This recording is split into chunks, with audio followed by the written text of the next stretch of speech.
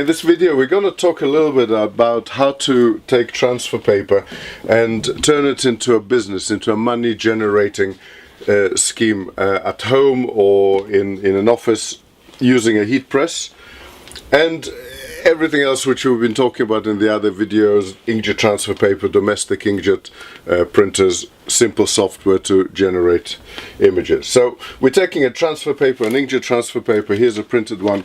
It's the same as the one that you use when you use a domestic iron. Of course you can't use a domestic iron when you're running it as a business, if you're using it to make money, because you'll be doing loads of prints in one go. An iron takes a long time. With a heat press we can do it in seconds. Just a very short talk about the heat press. We've borrowed one from a client of ours. We're in his premises and it's a working bench for printing t-shirts. We're using a very simple, quite an old clamp press, so it just goes up and down like a crocodile's mouth. All heat presses have very similar elements to them. We have a hot plate which we've set to 190 degrees, and all heat presses have this soft rubber pad onto which the t-shirt goes and a pressure adjuster. So a cost of these ranges from a couple of £100 for a second-hand one to this is a small one, a square platen. You're probably looking at between £400 and £500, maybe even a little bit less depending on which model you go for. It doesn't really matter as long as the heat plate can reach the required temperature, which is an actual 180 degrees. We've set it to 190 so that we're guaranteed the temperature that we need. So you can see it takes a really small place. You don't need much more than a little table. You can do it on a kitchen table. It's not particularly heavy, so it can be moved from the kitchen or from your office to storage and then brought out again if you when you need to use it. The way it works, really simple. We take a t-shirt, we're going to print the front of it, so we position it in the right place on the plate. I take care to make sure that the collar is right off the plate, because that will reduce the actual pressure from the area which you're printing. Good practice is to give it a little press to flatten it out. We've taken a transfer which we've pre-trimmed. We've taken away all the excess white areas from around it, leaving a 3 to 4 millimeter white edge. This is just good practice to make sure that we don't have unnecessary bits of transfer that we're transferring onto a shirt. Position it face down. This is a light transfer paper for inkjet printers. Normally, if you were doing it with a domestic iron, you'll be working away for a minute and a half or so. With this heat press set at 190 degrees, we're going to go 13 seconds. This press actually has a timer. Most presses will have a timer. In fact, all of them will have a timer. This one doesn't work, so I'll count it to 13.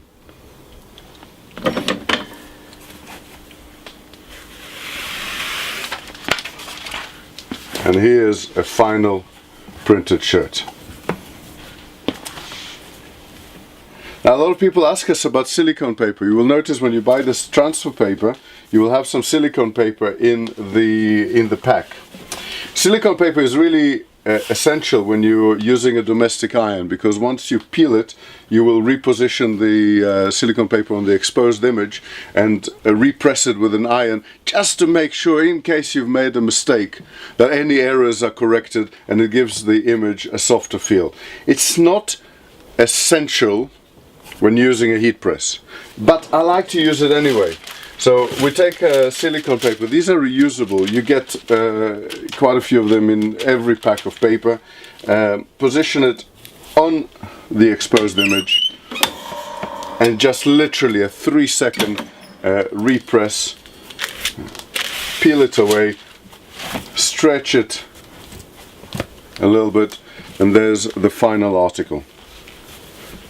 Done. Silicone paper, incidentally, also, and again, this becomes a bit more of a business application. If these are promotional shirts for an exhibition, for example, and you want to print the back of it, you can protect the exposed image just by sticking the silicone paper down onto it, and then you can see it can be removed at any time. And now if I want to print the back of the shirt,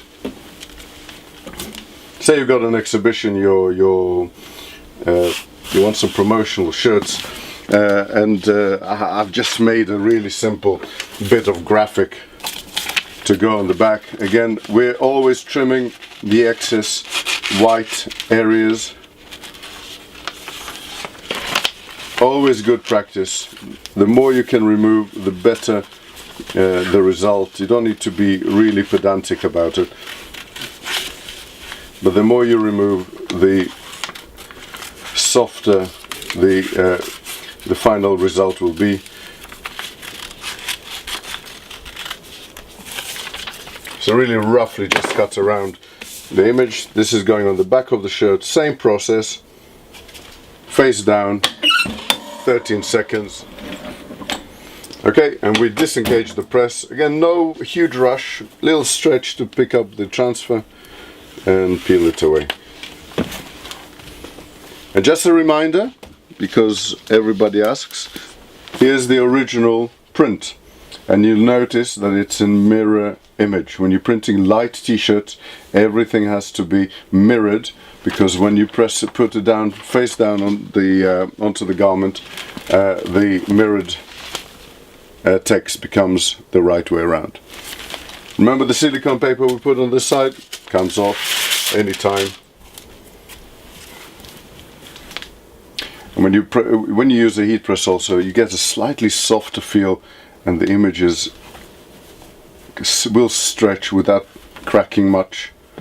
Will be very, very long living on the shirt. This can be washed time and time again and becomes a commercial product. So we've showed you how to take a relatively low-tech, not very expensive piece of equipment, a clamp press in this case, with a hot plate on top, a rubber at the bottom, temperature gauge. You can take your ordinary inkjet printer with inkjet transfer paper. This works both for light and for darker garments. We've showed you the light, but we have dark transfer paper as well, and the process is near identical. And overnight you can create a money generating scheme. You can sell these images on eBay. You can provide a service on eBay or on Amazon or on social media for t-shirt printing services, hen nights, exhibitions, people that need personalized one-off shirts. Do it mail order, generate money. A shirt like that, one-off, can sell for £10. Your cost is under £2.